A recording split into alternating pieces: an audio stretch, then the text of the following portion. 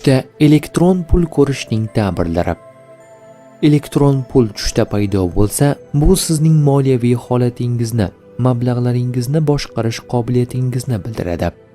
Agar tushda elektron pul ko'payayotganini ko'rsangiz, bu daromad, imkoniyatlar yoki moliyaviy barqarorlikning belgisidir.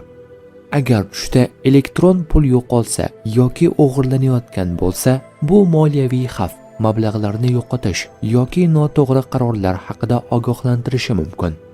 Tushda raqamli hamyon yoki elektron pul sizning raqamli dunyoda o'zingizni himoya qilish va ehtiyotkorlik bilan harakat qilish qobiliyatingizni ko'rsatadi. Agar tushda elektron pul boshqarishda muammo bo'lsa, bu shaxsiy yoki moliyaviy xavfsizlikni oshirish zarurligini bildiradi.